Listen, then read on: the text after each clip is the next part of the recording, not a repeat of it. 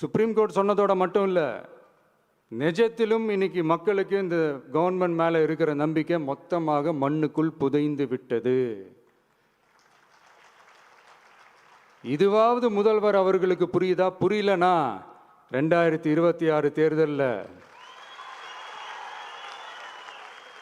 இந்த திமுக தலைமைக்கு மக்கள் இன்னும் ஆழமா அழுத்தமா புரிய வைப்பாங்க.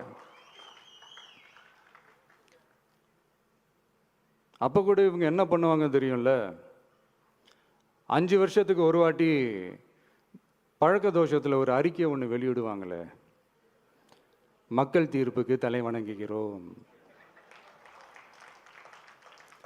அப்படின்ட்டு அந்த அறிக்கையை வெளியிட்டுட்டு இப்போ அறிவாலயத்தில் போய் ஓடி ஒளிஞ்சுப்பாங்க.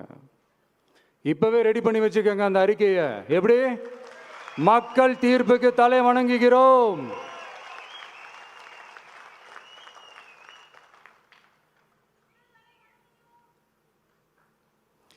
நான் போன பொதுக்குழுவில் சொன்னதை தான் இங்கே நான் திரும்பவும் சொல்கிறேன். இயற்கையும் இறைவனும் நம் தமிழக சொந்தங்களின் வடிவில் மாபெரும் மக்கள் சக்தியை நம்ம கூடவே நிற்கும் போது எம் மக்களுக்கான அரசியலை தடுப்பவர் எவர்?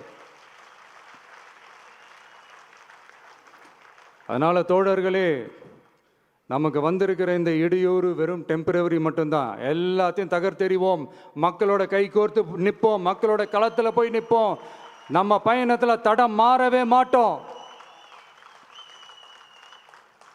இப்பவும் சொல்றேன், 2026 2 பேருக்கு நடுவில் தான் போட்டியே. ஒன்று, இன்னொன்று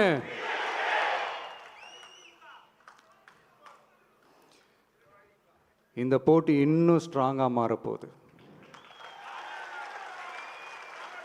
100% வெற்றி நமக்கு. வாகை சூடுவோம், வரலாறு படைப்போம். கான்பிடென்டா இருங்க, நல்லதே நடக்கும், வெற்றி நிச்சயம். மீண்டும் சந்திக்கும் வரை நன்றி, வணக்கம்.